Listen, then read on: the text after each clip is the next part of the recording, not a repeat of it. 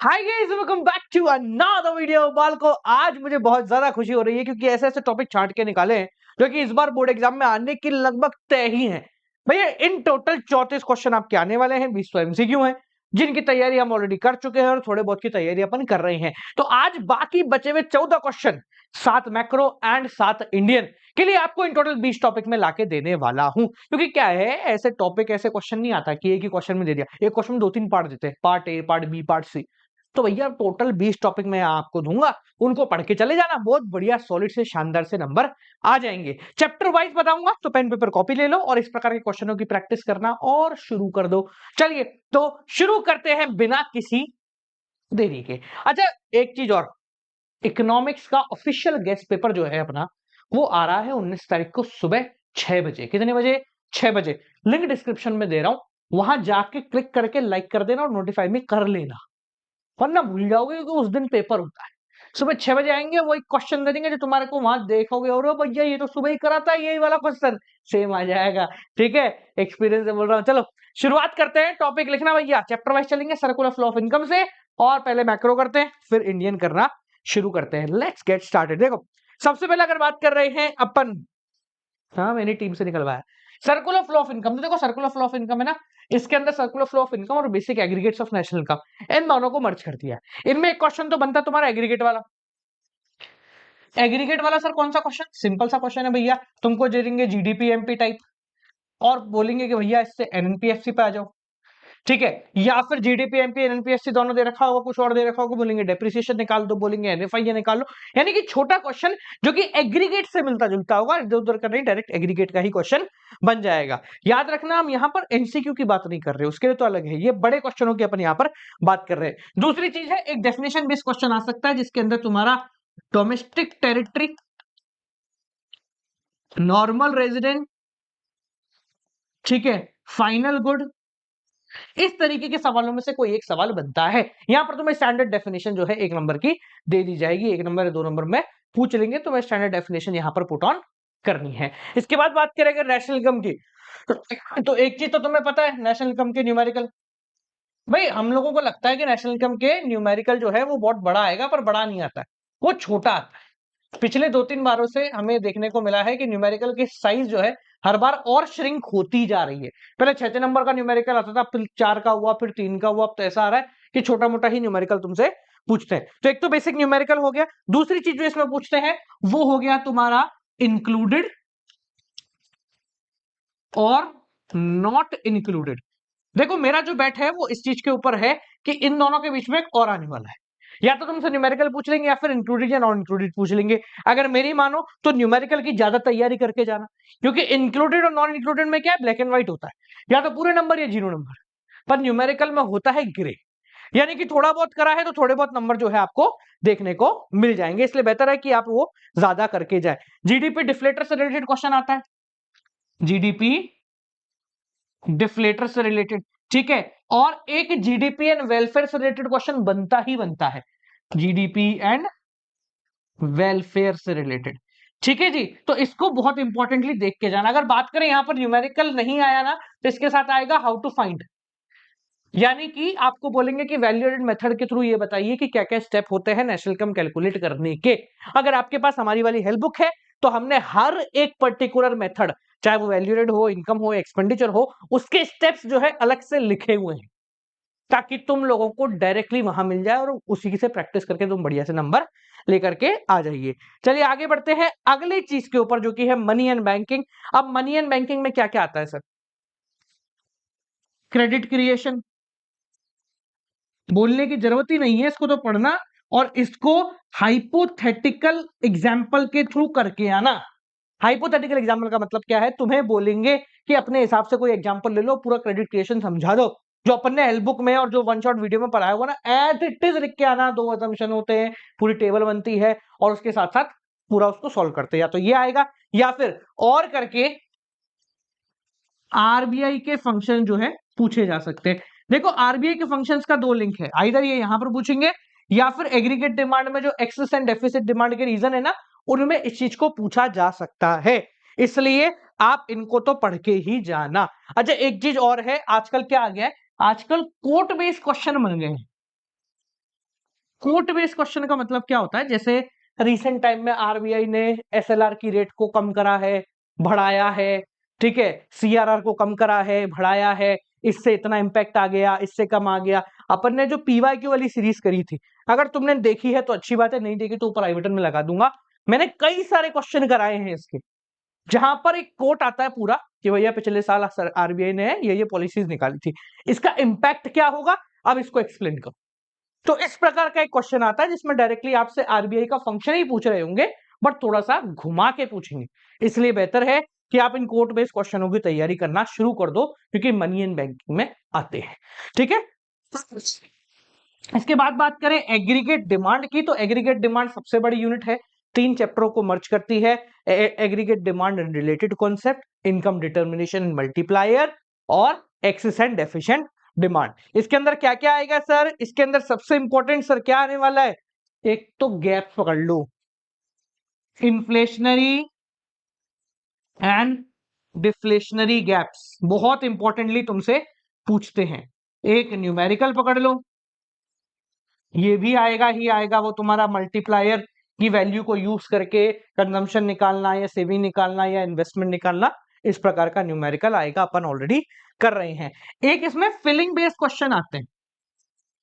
Filling का मतलब क्या होता है, कभी कभी मान लो 6 नंबर का क्वेश्चन है, तो 3 नंबर का एक पूछ लिया और 3 नंबर का एक रह गया, आप क्या पूछे और मैं क्या पूछे। तो बेसिकली छोटी छोटी सी डेफिनेशन इस चैप्टर में कई सारी हैं, उनमें से कोई भी डेफिनेशन तुम्हें ऐड ऑन कर सकते हैं। जैसे फुल एम्प्लॉयमेंट क्या होता है, इनवॉलेंट्री अनएम्प्लॉयमेंट क्या होता है, ठीक है, एक कंडीशन दे देंगे भाई एक्सेस डिमांड हो गई, इसमें सरकार क्या कर सकती है। ठीक है, तो यहां पर इन्फ्लेशनरी डिफ्लेशनरी गैप, साथ साथ में एक्सेस एंड डेफिशिएंट डिमांड के रीजंस एंड उसको कैसे सुधारा जा सकता है, यानी कि मेजर्स, ये दोनों पूछते हैं।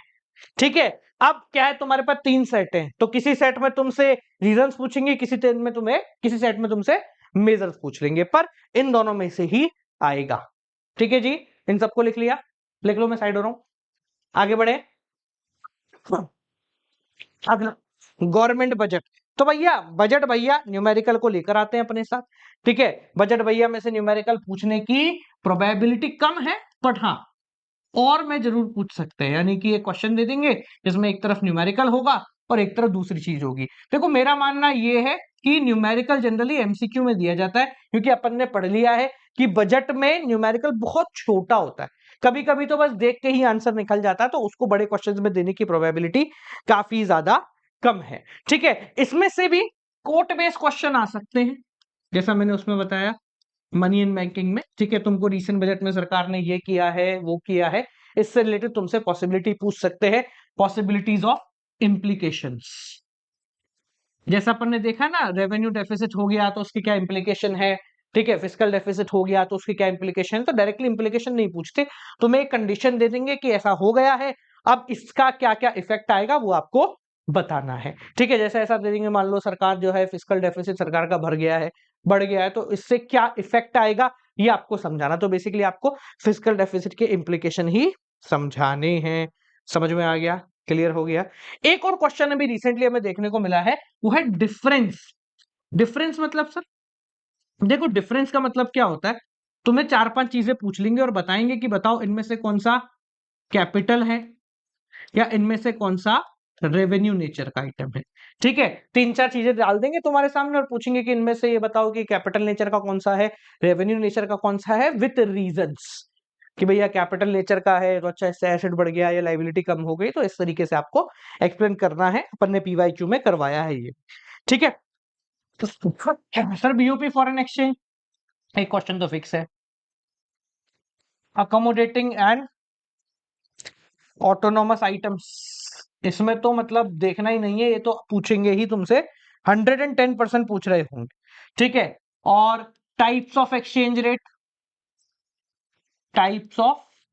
रेट, किस कुछ के ऐसा आएगा, कुछ के और करके, इसमें डिटर्मिनेशन ऑफ एक्सचेंज रेट आ जाएगा, डिमांड और सप्लाई वाला डायग्राम। ठीक है, कुछ के ये आएगा, कुछ के ये आएगा, पर आएगा 110%। ठीक है, एक और चीज है, जैसे इसमें था ना कैपिटल और करंट, वैसे इसमें भी करंट और कैपिटल अकाउंट के हिसाब से पूछ सकते हैं। ठीक है ना, जैसे इसमें कैपिटल नेचर और रेवेन्यू नेचर पूछे गए थे, उसमें तुम्हें एक आइटम दे देंगे, पूछेंगे सर ये कहां पर आएगा, कौन सी साइड आएगा, ये भी जनरली एमसीक्यू के अंदर पूछा जाता है। छोटे एक नंबर, मतलब जो मान लो 2 नंबर का क्वेश्चन है कोई, जिसमें एक एक नंबर के दो चीजों का एक्सप्लेन करना है, तो उसमें जो कैपिटल अकाउंट में ट्रेडेबल ट्रांजेक्शन है ना, जैसे पोर्टफोलियो इन्वेस्टमेंट क्या होता है, फॉरेन इंस्टीट्यूशनल इन्वेस्टमेंट क्या होता है, ऑफिशियल रिजर्व ट्रांजेक्शन क्या होता है, ऑफिशियल रिजर्व ट्रांजेक्शन क्या होता है, इस तरीके के सवाल तुमसे पूछे जा सकते हैं। कहां पर, ये भी फिलिंग बेस्ड क्वेश्चन का ही काम करते हैं कि भैया 2 नंबर का देना है तो एक एक मार्क की 2 डेफिनेशन मांग ली है। ठीक है, तो ये हो गया बेटा तुम्हारा पूरा का पूरा मैक्रो। मैक्रो में यही पढ़ के चले जाओगे तो बंटा धार हो जाएगा, मजा आ जाएगा। ठीक है, अब बात करते हैं तुम्हारा इंडियन इकोनॉमिक डेवलपमेंट। देखो इंडियन इकोनॉमिक डेवलपमेंट में हमने जो चैप्टर डिवीजन किया है वो 2 कैटेगरी में किया है। पहले तो बिफोर 1991, इसके अंदर Indian economy at the eve of independence और इंडियन इकोनॉमी 1950 से लेकर के 1990, ये दोनों चैप्टर जो है वो इसी हेड के नीचे आएंगे। ठीक है, तो सर इनमें से क्या पूछा जाएगा, बहुत इजी, बहुत सिंपल चीजें पूछी जाती हैं, डायरेक्ट चीजें पूछी जाती हैं, जैसे ग्रीन रिवॉल्यूशन, ग्रीन रिवॉल्यूशन। ठीक है, एक बड़ा फेमस कोट है, do India need one more green revolution, इस तरीके का क्वेश्चन कोट बेस में आ सकता है। तुम्हारे 5 ईयर प्लान्स, 5 ईयर प्लान्स के ऑब्जेक्टिव, जो तुम्हारा जेमसेफ है ना, वो पूछा जा सकता है। ठीक है, और क्या है सर, और इसमें जो इंपॉर्टेंट चीज है वो है स्मॉल स्केल इंडस्ट्री, एसएसआई। इसकी इंपॉर्टेंस आजकल काफी ज्यादा चल गई है, इसको करंट सिनेरियो से भी जोड़ सकते हैं, इसको रूरल डेवलपमेंट में भी लेके जा सकते हैं, दोनों में से किसी एक जगह आएगा, पर आना लगभग तय है। ठीक है, इसके साथ साथ एक चीज और है जो इसमें काम की है, वो है इंपॉर्टेंस किस चीज की, एग्रीकल्चर सेक्टर या इंडस्ट्रियल सेक्टर, इस तरीके का सवाल तुम्हारा पूछा जा सकता है, मतलब या तो इंपॉर्टेंस या फिर state at the eve of independence. ठीक है, ये तुम्हारे काम के हैं, तो इनको जरूर चारों पॉइंटर्स को देख के जाना, चारों पॉइंटर्स को पढ़ के जाना। इसके बाद बात करें तो अगला चैप्टर आता है तुम्हारा इंडियन इकोनॉमी 1991, एलपीजी वाला चैप्टर। ठीक है, एलपीजी वाले चैप्टर में तो भैया रिफॉर्म्स ने अपना परचम लहरा रखा है, पूरा रिफॉर्म्स आ सकता है इसमें। स्पेसिफिकली लिबरलाइजेशन ज्यादा पूछा जाता है क्योंकि बाकी सब बहुत ज्यादा छोटे हैं। इसमें आउटसोर्सिंग बड़ा काम का है। ठीक है, ये डायरेक्टली भी पूछा जा सकता है, इनडायरेक्टली भी पूछा जा सकता है। तो रिफॉर्म्स, लिबरलाइजेशन के जितने भी रिफॉर्म्स है वो देख लेना। इसमें भी इंडस्ट्रियल सेक्टर सबसे ज्यादा इंपॉर्टेंट है, उसको एक बार बहुत ज्ञान लगा के, दिमाग लगा के देख लेना। ठीक है ना, और आउटसोर्सिंग का जो चैप्टर टॉपिक है वो बहुत ज्यादा जरूरी बनता है। ठीक है, इसके बाद अगर बात करते हैं तुम्हारा ह्यूमन कैपिटल फॉर्मेशन, तो भैया करंट डेटा से क्वेश्चन इसके अंदर बनेंगे, करंट डेटा से क्वेश्चन बनेंगे, पर डरने की जरूरत नहीं है। आपको ऐसा सवाल कोई भी नहीं देंगे जिसका जवाब आप नहीं निकाल पाओगे। जैसे एक सवाल है, role of human capital development in India, specifically India के लिए किस तरीके से इंपॉर्टेंस है, इसको आपको समझाना है। तो फिर वो ही तुम्हारे सारे एक्सपेंडिचर कैसे करते हैं, क्यों करते हैं, वो पूछेंगे। ठीक है, एक प्रॉब्लम, इससे क्वेश्चन आ सकता है, तो रोल पूछेंगे या फिर प्रॉब्लम्स पूछेंगे। ठीक है, इन दोनों में से कोई सा भी क्वेश्चन आ सकता है, इसमें एक ही क्वेश्चन आएगा, ज्यादा नहीं, इधर एक आएगा या 2 आएंगे जिसमें और करके पूछ लेंगे, पर 2-4 नंबर से ऊपर इस चैप्टर का कोई रोल नहीं है। बात करें रूरल डेवलपमेंट की, तो बड़ा इंटरेस्टिंग चैप्टर है और काम की चीज इसमें एक दो ही है। क्या है सर, एक तो एग्रीकल्चर मार्केटिंग, एग्रीकल्चर मार्केटिंग के मेजर्स। ठीक है, बड़े काम के हैं, सरकार ने क्या क्या किया है। ठीक है, इसका भी कोट करके आ सकता है कि गवर्नमेंट का काफी अच्छा रोल है, ये वो करके। ठीक है, आप देख रहे हो अभी गवर्नमेंट इंसेंटिव और गवर्नमेंट से रिलेटेड चीजें ज्यादा पूछी जाती हैं, तो इसलिए गवर्नमेंट के रोल को करके इनिशिएट कर सकते हैं। हमने एक इसका पीवाईक्यू करा था ना, उसमें क्वेश्चन था भी कि सरकार ने क्या क्या इंपॉर्टेंस इसकी दी है। इसके अलावा इस चैप्टर में सस्टेनेबल डेवलपमेंट है, वो तुमसे पूछेंगे भाई। ठीक है, आइदर तुमसे सस्टेनेबल डेवलपमेंट की मतलब ना पूछें और ऑर्गेनिक फार्मिंग मतलब ना पूछे, करते कैसे हैं ये पूछ सकते हैं। जैसे स्ट्रेटजीज फॉर सस्टेनेबल डेवलपमेंट पूछ सकते हैं, ऑर्गेनिक फार्मिंग, क्या इंडिया तैयार है ऑर्गेनिक फार्मिंग के लिए, इस प्रकार का सवाल तुमसे पूछा जा सकता है। ठीक है, इसके बाद बात करें भैया एम्प्लॉयमेंट, कोर्ट के लिए फेमस है ये, इससे कोर्ट बेस्ड क्वेश्चन बनेगा ही बनेगा, सीधा क्वेश्चन देंगे ही नहीं इसके अंदर, या तो कोट देंगे या फिर डायग्राम देंगे, पर देंगे 110% टेढ़ा मेढ़ा सवाल। ठीक है, तो आपको बहुत ध्यान रखना है कि इसके अंदर 2-3 प्रकार के सवाल होते हैं, जैसे कैजुअलाइजेशन ऑफ वर्कफोर्स, ठीक है, womens in rural and urban areas, ठीक है, जॉबलेस ग्रोथ, ठीक है, इस प्रकार के कोई सिनेरियो, ये 3 सिनेरियो अपने कोर्स में है, इन 3 में से किसी एक सिनेरियो के बारे में पूछ लेंगे कि कैजुअलाइजेशन हो रहा है, या वुमेन्स रूरल एरिया में ज्यादा काम कर रही हैं, या जॉबलेस ग्रोथ है, इससे रिलेटेड सवाल तुमसे पूछे जा सकते हैं। ठीक है, या फिर वही तुम्हारे फिलर्स का काम वाले क्वेश्चन आ सकते हैं। ठीक है, एम्प्लॉयमेंट के टाइप्स और 2-3 चीजें हैं, तो उनमें से कुछ भी पूछा जा सकता है। ठीक है ना, बट ध्यान रखना ये 3 टॉपिक बहुत ज्यादा इंपॉर्टेंट है। एमसीक्यू में तो खैर 1-2 फॉर्मूले भी इसके आ जाएंगे वर्कर्स पार्टिसिपेशन रेशियो का। लास्ट 2 चैप्टर, पहले एनवायरनमेंट पकड़ते हैं, फिर इंडिया पाकिस्तान और चाइना पकड़ेंगे। देखो एनवायरनमेंट जो है वो बहुत ज्यादा फेमस है अपने पिक्चर बेस्ड क्वेश्चन के लिए। ठीक है, क्योंकि अच्छे खासी पिक्चर इसके अंदर बनती है, तो पिक्चर बेस्ड क्वेश्चन इससे बनेगा। पॉल्यूशन से रिलेटेड दे देंगे, करंट सिनेरियो से रिलेटेड दे देंगे, ठीक है, सस्टेनेबल डेवलपमेंट से रिलेटेड दे देंगे, यहाँ पूछे वहां पूछे, सस्टेनेबल डेवलपमेंट तो आना ही आना है। ठीक है, फंक्शंस ऑफ एनवायरनमेंट बड़ा काम का है, फंक्शंस ऑफ एनवायरनमेंट बड़ा काम का है। ठीक है, और भारत में एनवायरनमेंट का जो सिनेरियो है उससे रिलेटेड आ जाएगा सवाल, यानी कि challenges in Indian environment, challenges in Indian environment. ठीक है, इसमें ना 2 चीजें हो सकती हैं, या तो तुम्हें डेटा दे देंगे, जैसे अभी दिल्ली का है कि भाई दिल्ली में पॉल्यूशन इतना हो रहा है, ये हो रहा है, या फिर इससे रिलेटेड पिक्चर दे देंगे। ठीक है, जिसमें कुछ ऐसा पॉल्यूशन वाला कुछ हो सकता है बनाओ कि भाई बहुत ज्यादा पॉल्यूशन है, विजिबिलिटी है नहीं, तो ये कौन सी प्रॉब्लम को दिखा रहा है, तो उसको हमें एक्सप्लेन करना पड़ सकता है। ठीक है, इसके बाद बात करते हैं इंडिया पाकिस्तान और चाइना। तो बेटा इंडिया पाकिस्तान और चाइना में एक चीज पहले अपने दिमाग में क्लियर रखो, डेटा नहीं आएगा। जो हम बहुत सारा डेटा करते हैं ना कि अभी करंट में पॉपुलेशन कितनी है, वो तो अब चलो ठीक है कि इंडिया सबसे ऊपर है, फिर चाइना है, फिर पाकिस्तान है, जीडीपी में कितना कंट्रीब्यूशन कर रहे हैं, एग्रीकल्चर में कितना कंट्रीब्यूशन कर रहे हैं, एचडीआई क्या है, ये जो डेटा होता है ना ये रेगुलर बेसिस पे बदलता रहता है। आज देखोगे कुछ और है, कल देखोगे कुछ और हो जाए, तो कभी भी ऐसा कोई सवाल नहीं आता जिसका डेटा फ्रीक्वेंटली अपडेट होता है। क्योंकि यार सोच के देखो, मतलब मैंने अभी पेपर में जाने से जस्ट पहले डेटा देखा, उसके हिसाब से लिख दिया। अब एग्जामिनर जो अपना क्वेश्चन सेट हुआ है वो 2 महीने पहले क्वेश्चन सेट हुआ है, तो उसके आंसर शीट 2 महीने पहले बन गई, तो वो डेटा सही होगा, ये वाला डेटा सही। तो इस प्रकार की फ्रीक्वेंट चेंजेस वाले डेटा नहीं पूछते हैं आपसे, थोड़े पुराने वाले पूछ लेंगे, आजादी कब हुई थी इनकी, रिफॉर्म्स कब आए थे इनके अंदर, ठीक है, माओ से डुंग कब आए थे, ठीक है, ग्रेट प्रोलेटेरियन कल्चरल रिफॉर्म कब आया था, पाकिस्तान ने कब ग्रीन रिवॉल्यूशन लेके आया, यानी कि कुछ ओल्ड डेटा से रिलेटेड क्वेश्चन पूछ सकते हैं। इसके अंदर भैया क्रोनोलॉजिकल ऑर्डर बड़ा काम का होता है, जो उसको देख लेना। ठीक है, कंपैरेटिव नेचर में तुमसे डायग्राम बना देंगे, कंपैरेटिव नेचर का डायग्राम आ जाएगा। पीवाईक्यू वाली सीरीज इसलिए मैं कह रहा हूं बहुत इंपॉर्टेंट है, ऐसा डायग्राम दे देंगे, ये भारत पाकिस्तान चाइना है तो टेबल देंगे, डायग्राम देंगे, ये लिख लो इंडिया पाकिस्तान चाइना, और अलग अलग मेजर्स तुमको दे देंगे और पूछेंगे कि इस डेटा के बेस पर ये बताइए कि क्या हो रहा है।